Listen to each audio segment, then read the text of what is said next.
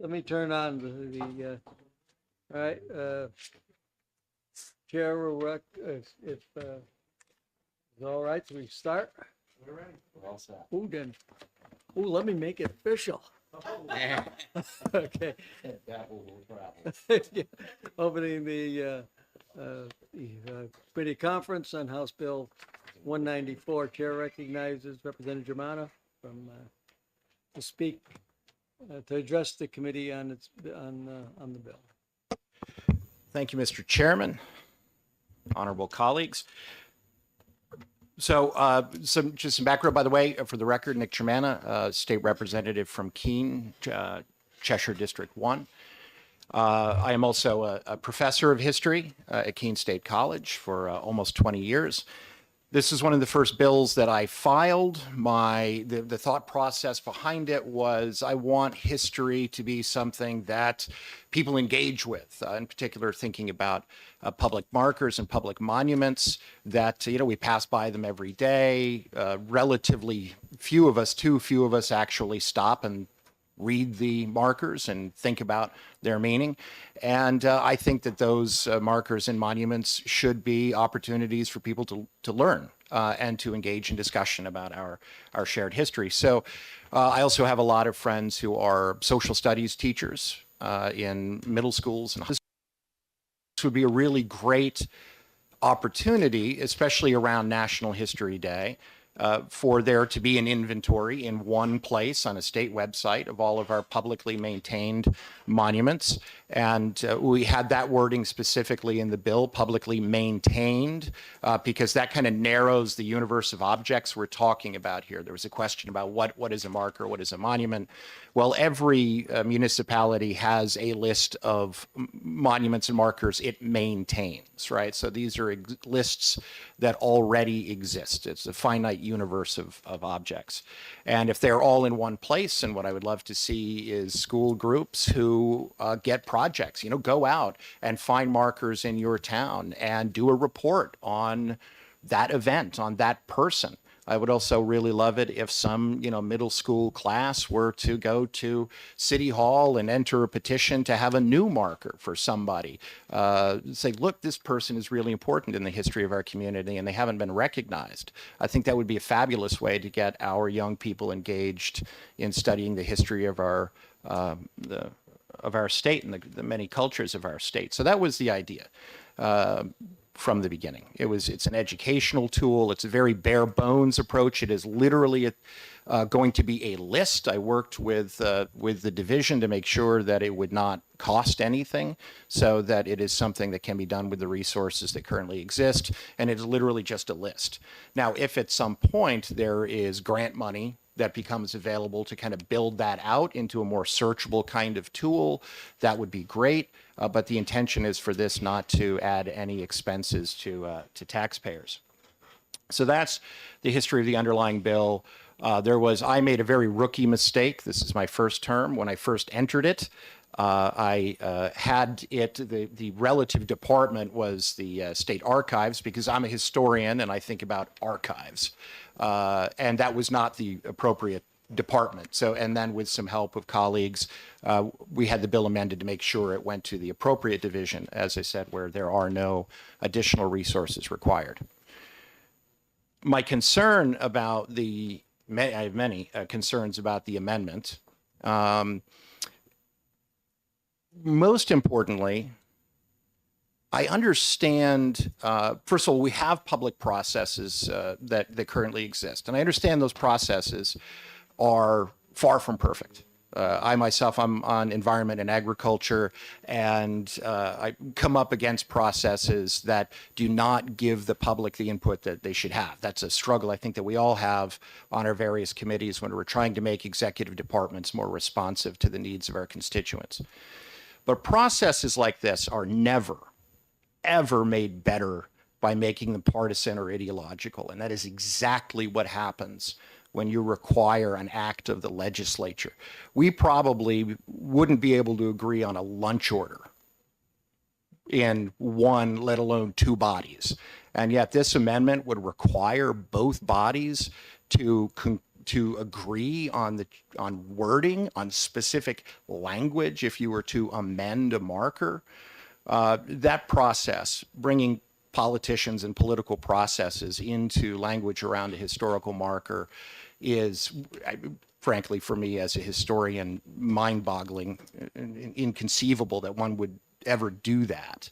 But also, if we're talking about, which we should be, what best serves our constituents, that's not it.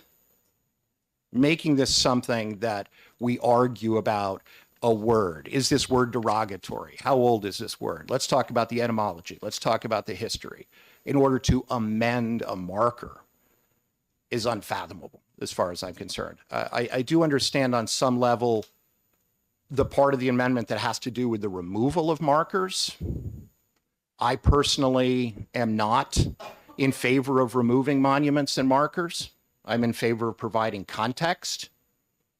I would argue that, the idea that you can never take statues down, for example, is simply not true. We don't have statues to King George III in American cities anymore. We took them down, right? That happens. When history changes, when culture changes, it does happen. It has always happened in the history of this country going back to at least the 18th century, right? So, but that's not what the underlying bill is about. I think more context, more discussion is always better.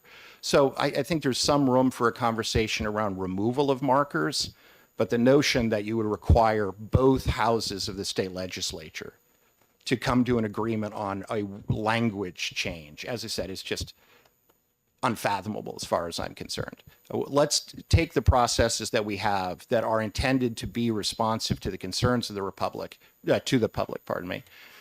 and let's make those genuinely responsive. But as I said, this amendment, as far as I'm concerned, actually takes us further from that goal.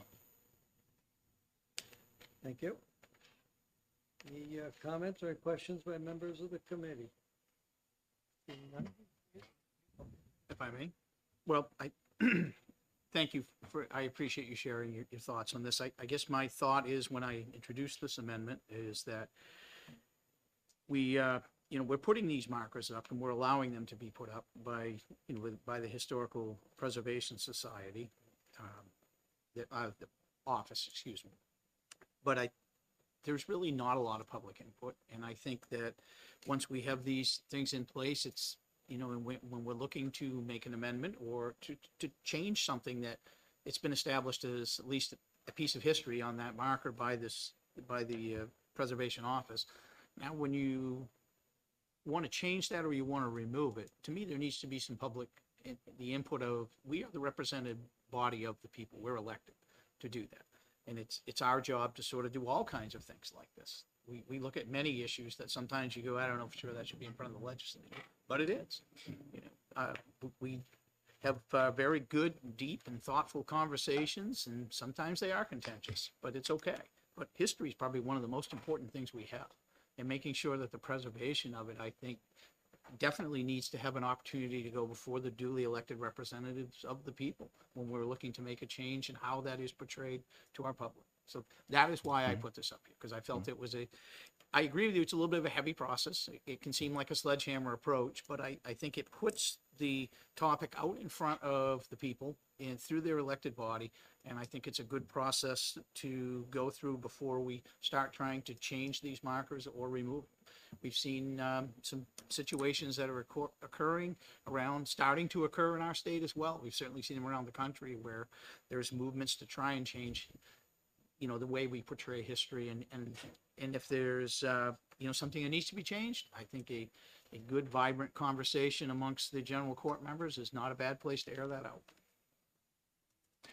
I appreciate that context. I'm going to try to, my two hats here. I've got my legislator hat and my historian hat, and I don't want to, go into the direction of, as I would in a class talking about, this notion of we shouldn't be rewriting history. We're always rewriting history. That's actually what historians do. It's what they have always done. And as I said, if we look at the period of the early republic and the ways in which the founding fathers effectively rewrote the history of the colonies in order to help establish a new national identity and break away from Great Britain and British traditions, right? So the acts of rewriting history are actually literally foundational.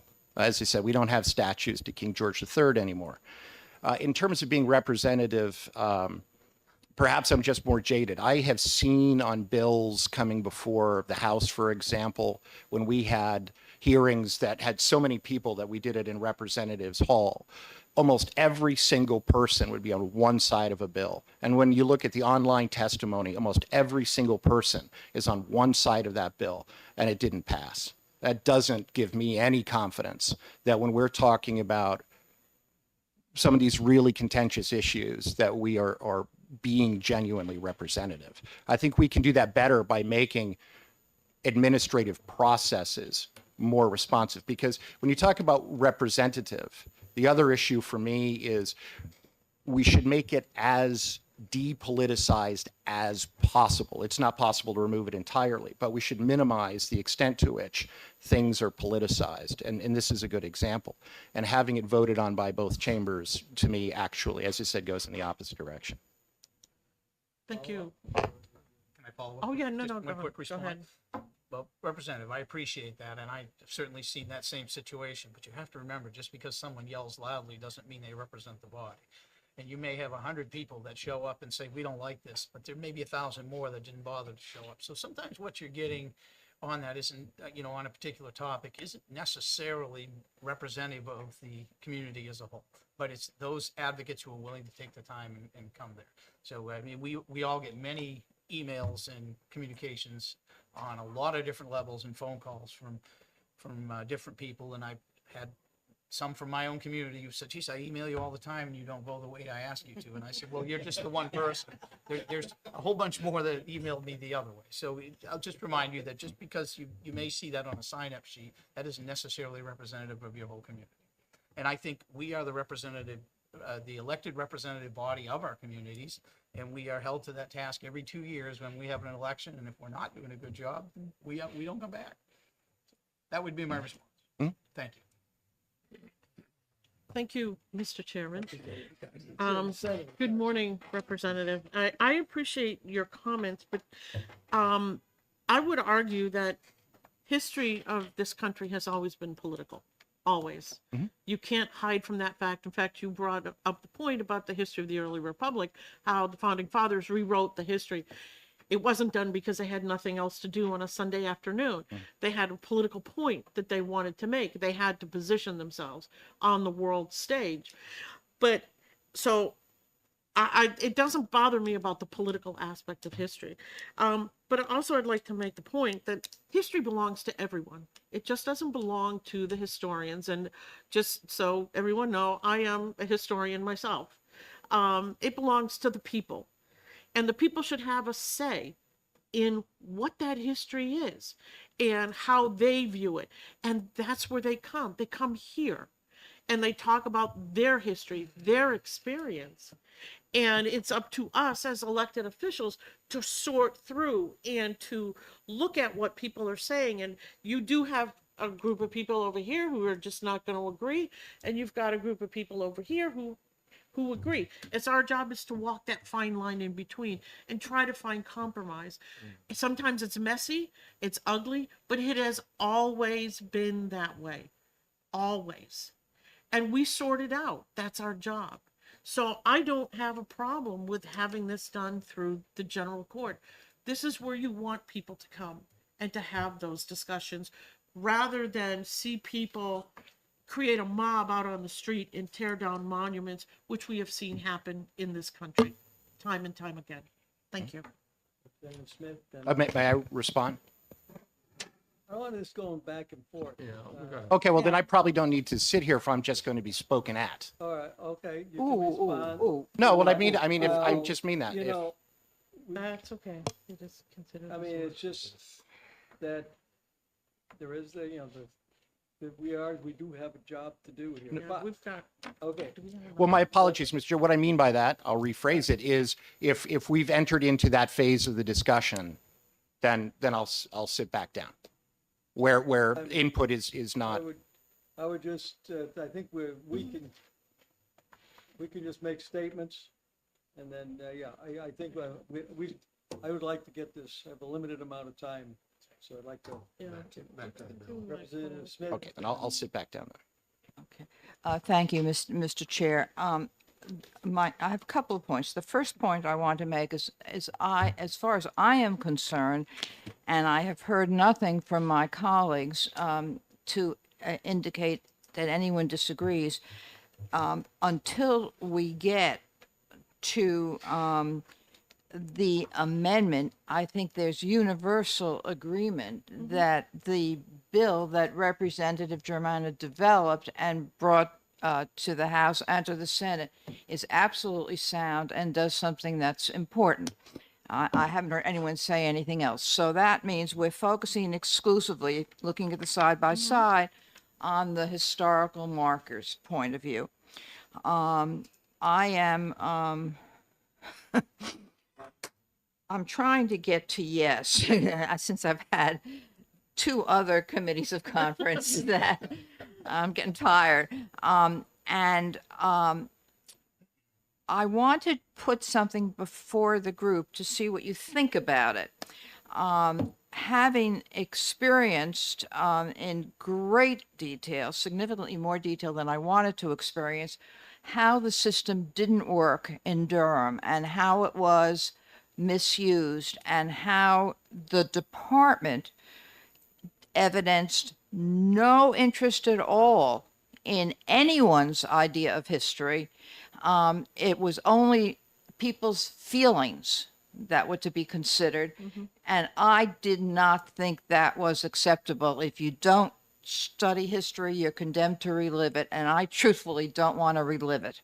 So, but I understand the problems that are raised about expecting, how do we involve the legislature?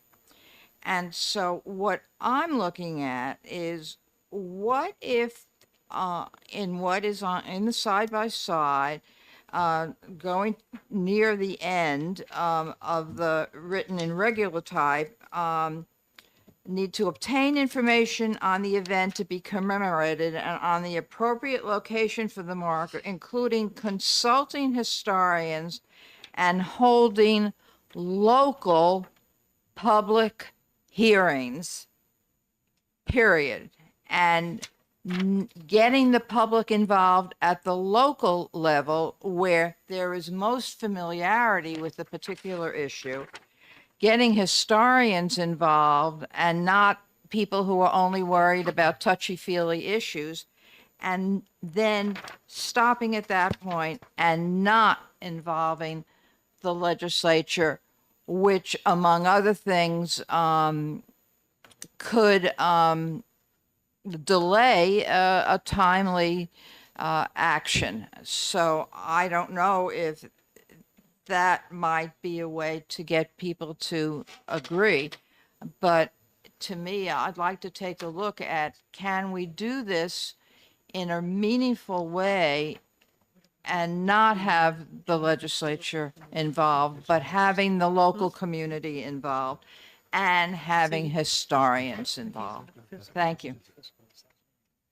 I was thinking, what about the joint historical? You have Thank you. person. So back to the bill again. I don't know if anybody else here has served on the Historical Resources Council, but I spent a number of years on it, and that's the body that actually does the state highway marker program and approves the language and so on and so forth. And it's a good process, and it does involve a lot of local input, because it's usually the local folks who come forward saying they want to have one. And they've done a lot of historical research and so on. So I think the council is good. But I agree with Senator Pearl in that, we are the policymaking body, and it's often good to know that there is local public hearings and all that, but, you know, we're responsible for directing agencies what to do. In my years working with the Historical Resources Council and with that department, I have found usually there's a very good synergy about understanding that we set policy and then they then help find resources to do it. I do have some concerns about the full bill process. It's expensive to file a bill, got to go through hearings in both bodies. And if it's just that, you know, one marker got hit by a snowplow, which happened in Barrington, and then they had to figure out where we're going to put it now. Do we want a bill on that? So that's why I had thought maybe we would say secure the approval of the Joint Fiscal Committee. And these agencies go to the Joint Fiscal all the time on all kinds of issues, not just fiscal ones. So that would be a way of saying it's had the touch of the legislature and policy without having to go through a full bill process. So I think that'd be another approach. I asked Senator Waters a question. Could I ask you a Go question? right ahead. Thank you. You won't get a good answer, I'm sure, but I'll try. I wouldn't ask if I didn't think I'd get a good answer. I wouldn't bother to waste your time or my time. I'm interested that you say you've served for many years on that council because you know so much more about this than I do. But my understanding is that one of the major problems that has developed is that in our wisdom, we completely restructured the department. And in restructuring the department, we brought people together who didn't necessarily have the same background, the same experience, the same understanding how each of the disparate parts would work. And so that is where, I mean, I know I went and spoke to the commissioner about the problems she was experiencing trying to get people to work together. And so I'm interested in why that the council to which you refer hadn't undergone any growing pains. Well, thanks for the question. I served on it from like 2000 to 2008. And I've had experience with it since then in getting the marker for Hale in Dover and a couple of other historical markers. The one for the first law enforcement killed in the line of duty in the state was a sheriff in Barrington. Getting that one put up. And, you know, that was my then experience with the council about getting the wording done, and the Historical Resources Council, which runs this program, to do it. And it just seemed, you know, functioning as usual. I would not participated in or a part of any of the conversations about, you know, concerns about renaming or this or that. Although I will say at the time that I was on there was an effort. I think we've pretty much gone now, but back in the early 2000s, it was noted that we had an awful lot of place names around the state, including in Durham, you know, N Creek, N Point, N Road, down in Exeter, and those were changed. So, you know, the process goes on, but I'm just saying that I think that. Senators in the recent years. Yeah, the council's still there. I know the council is, but. Yeah, but the administrative and management stuff, yeah, I understand that. But as far as this goes, and I would say this is my point though, is that I see the logic of having a legislative touch. Just how we do it, I think, is the issue. Thank you, Mr. Chairman. I heaven forbid, 20 years in the House, and I'm finally disagreeing with my friend from Madbury. Well,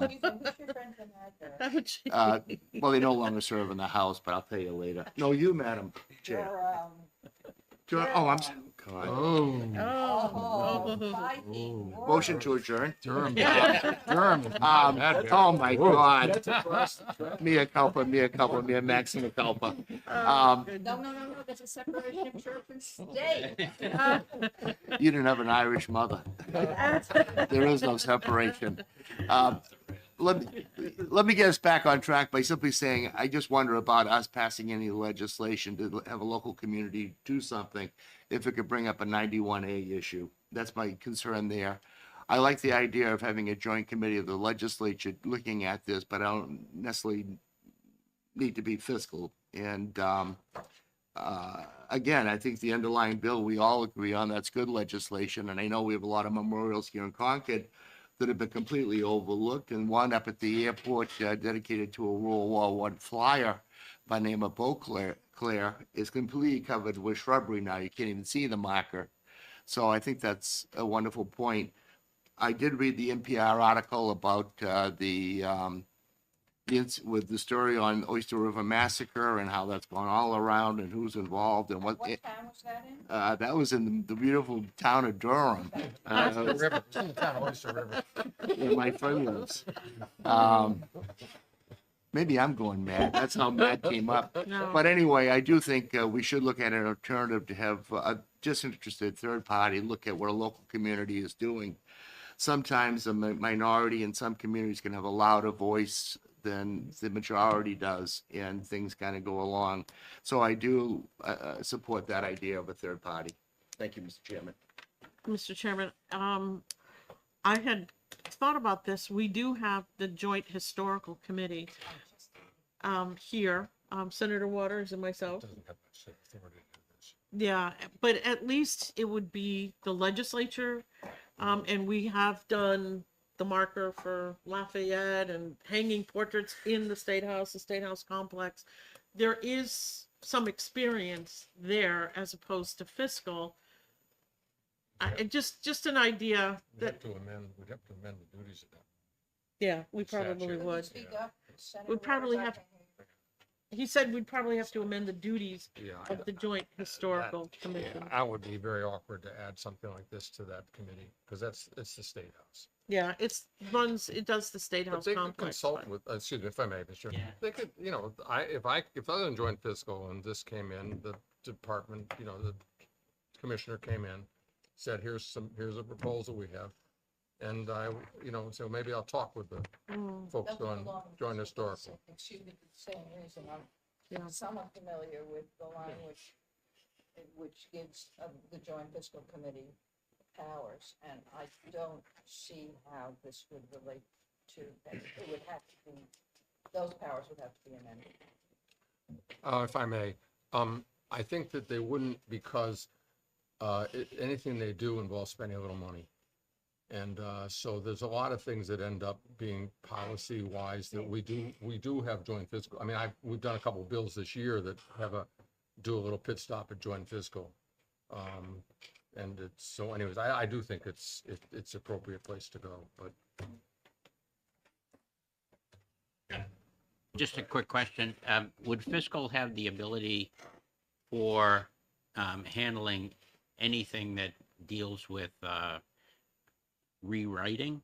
I understand the money aspect of fiscal, but I can't see them from a historical standpoint handling a rewrite or.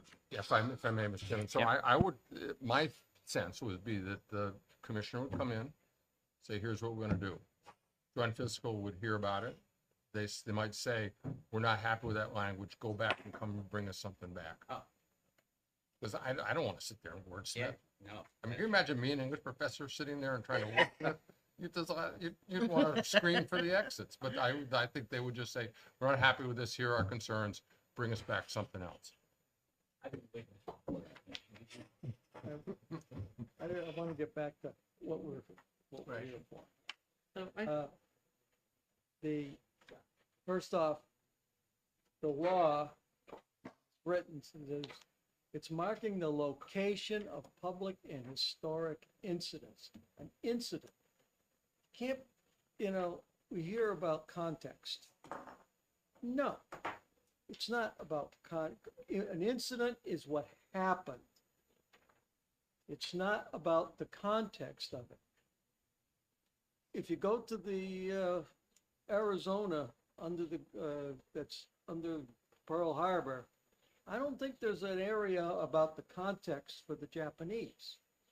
It's about, here's what happened. And it's when these things start changing, or we start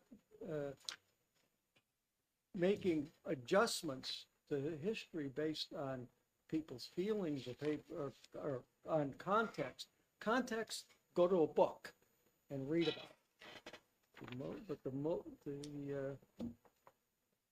it. These monuments are describe the incident. That's where I stand. Representative, yeah, sorry about Former that. representative. Yeah, being a chair of a House committee, everybody's a All three rep. of us have been. That's right. We're former rep. That's right. Yeah. And I- Senator Pearl. So I'm listening to the debate and all the discussion, and I certainly appreciate the representative's position that he brought up. And I mean, it is kind of an arduous task at times to put a bill all the way through. Nobody's going to argue that point. Perhaps an alternative would be just to push it, have the executive council approve it. That way you're staying within the administrative department as well. You know, that's kind of an oversight that would stay in. It isn't us, the legislature, but it's giving some oversight. Maybe that would be a better position. It's only let them do the wordsmithing if they need to. They certainly work with language and finances as well. I don't know, your thoughts on that? If I may, Mr. Chairman, I mean, that can be cumbersome too, but it is, a lot of things go through the executive council. That's true, get it put on their agenda. We would lose the legislative oversight, but maybe that's good.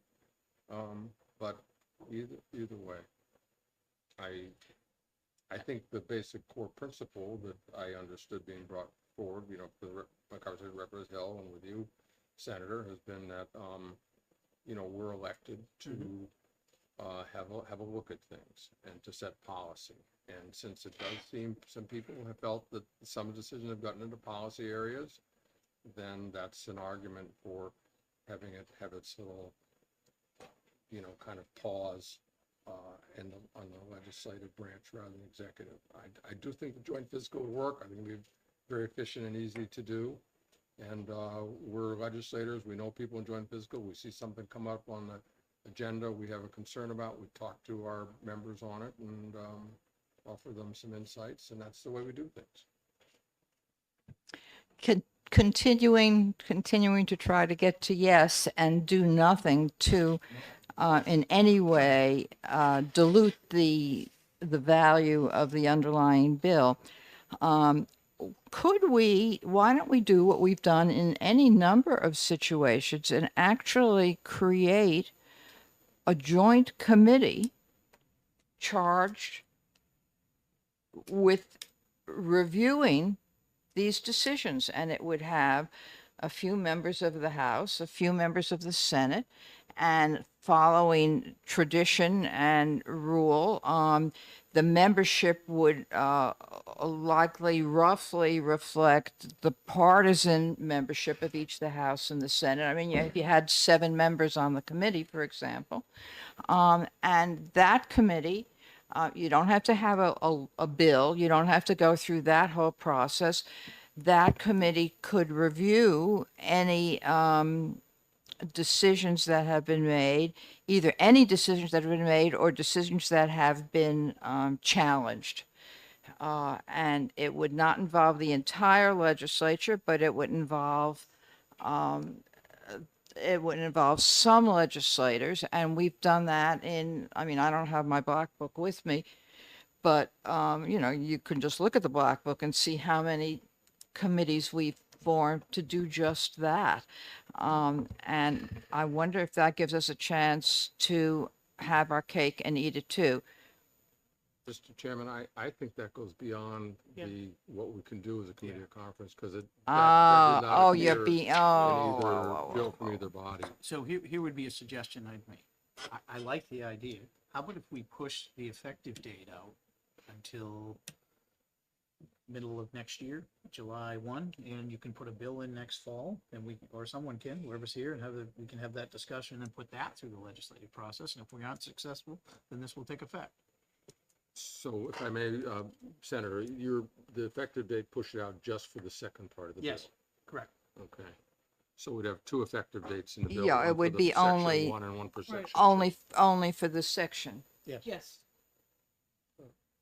I think also the gentleman from Madbury has another suggestion. Maybe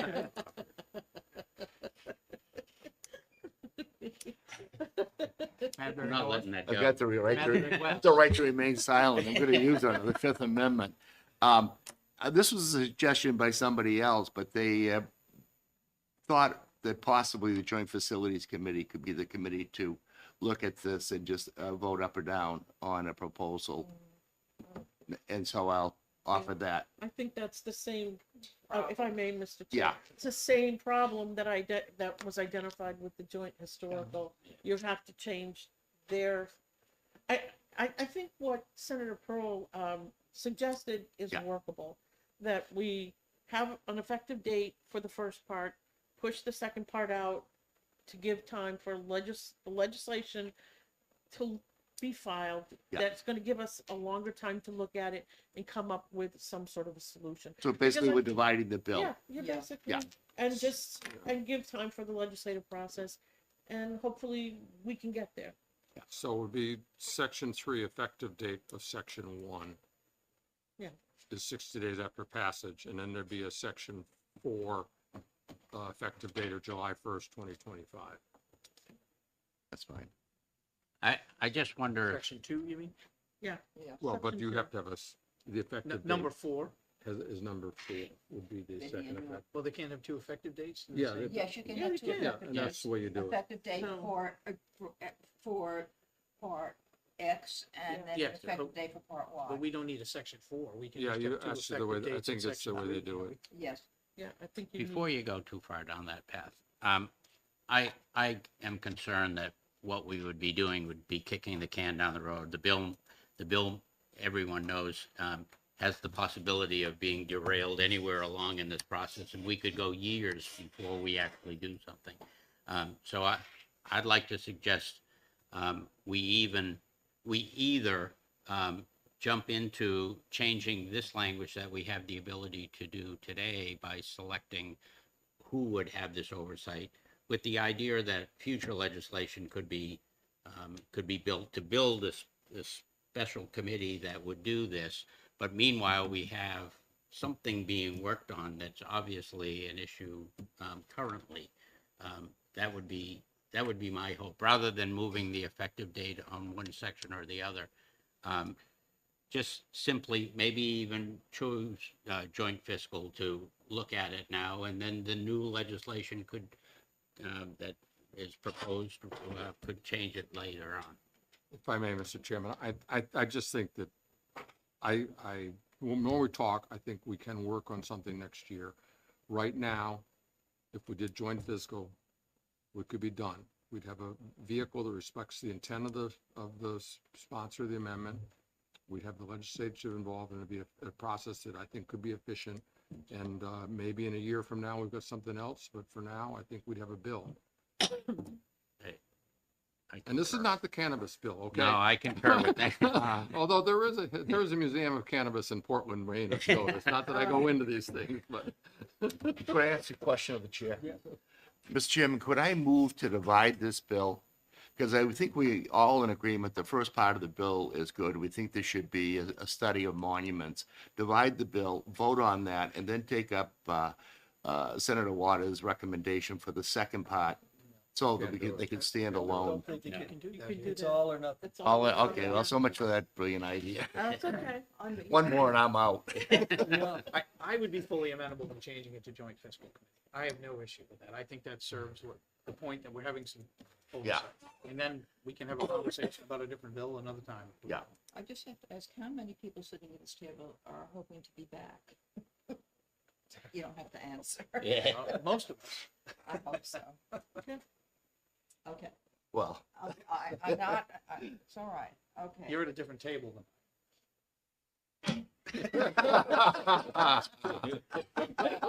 come back to the light. Yeah. Yeah, she's in between. Well, Would everybody? Was be that a agreeable motion? to I joint could, fiscal? I could support Senator Waters' approach, Joint fiscal?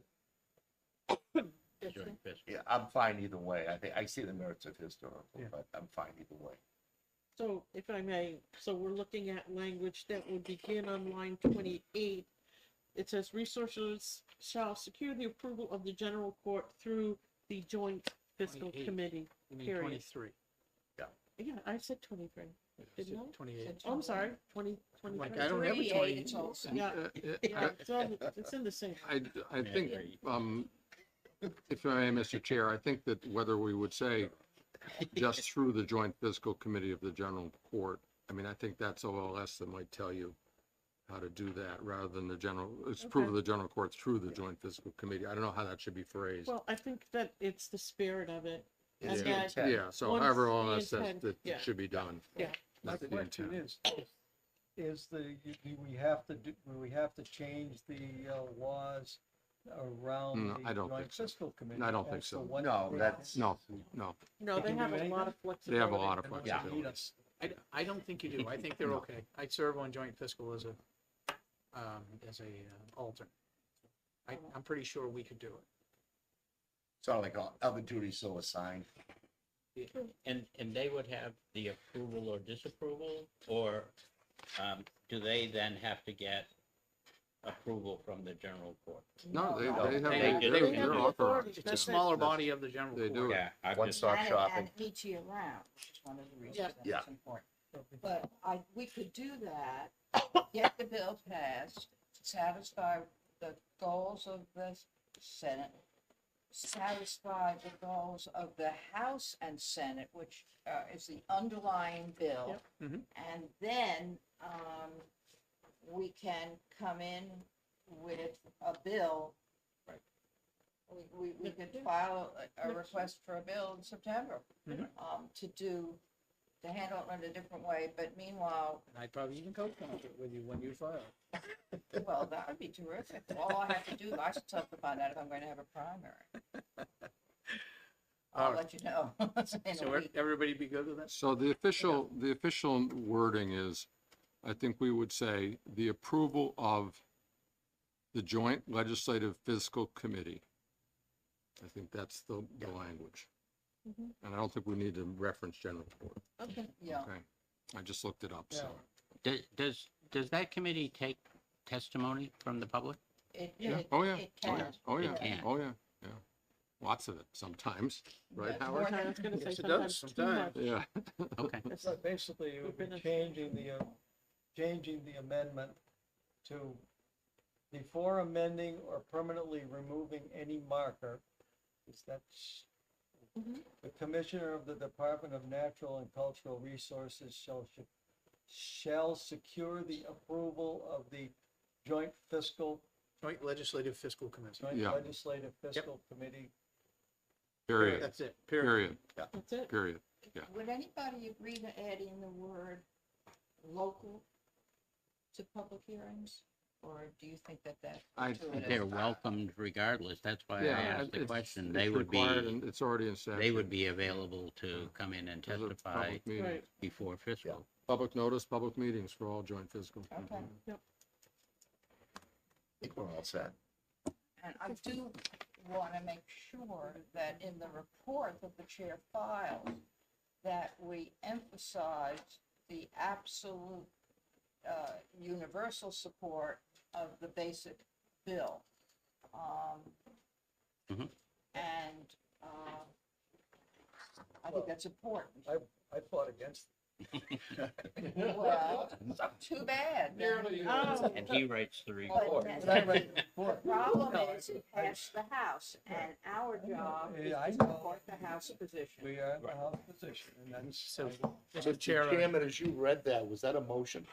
As you read out what? We have to vote separately. yeah. Yeah, we have to. Senators, are we good? says, do the senators support that language? Well, Senators support. We Yeah. support. I'm gonna ask the committee, the committee researcher, do you have do you read back what it is, our amendment? Okay, well, you're gonna help, I will, Okay. I will help you if you need it, okay? You'll all right, If you need help, I'll help you draft. But wait a minute, the chair has to agree that the four of us, we Right. only have one vote. right, So it's not as if we can vote, 3/4. Yeah, Yeah. so that was Do you for us. agree with this? I agree with it. on the amendment. I'm changing it to the I'm joint fiscal. changing the amendment as I read it, Yeah. yes, I agree with that. Okay? Who are you? I can't hear you, I'm sorry. Oh, no. No, you cannot, no, we're. No, No, that's okay. As far, believing as we all do in involvement of the public, you can't speak. Thanks for asking. all right, But thanks for being here. all right, let's, See, this is why it's important. If it goes through the general Okay. court, you would have an opportunity. You're good? I'm gonna read it, I'll speak. Senator Pearl will. Senator Pearl. He'll help you with I that. will help you. Can you help us? Senator cedes from its position, the House So she- cedes from because its she would, position, you're and agree to gonna- do this. This has got to go to the, Yeah. OLS. OLS. I'll help her with it. You're gonna help her with it? Yeah. Okay. Yeah, we gotta get down the hallway. Yeah, we can. Now we have to go back. Yes. Okay. I'm gonna go talk to All right, when you can help her with it? All right, you just have to close the committee of comments. If he was from. Yeah. Are we, all right. Close with the amendment. I just heard. That's why I'm so sorry. Yeah. 809.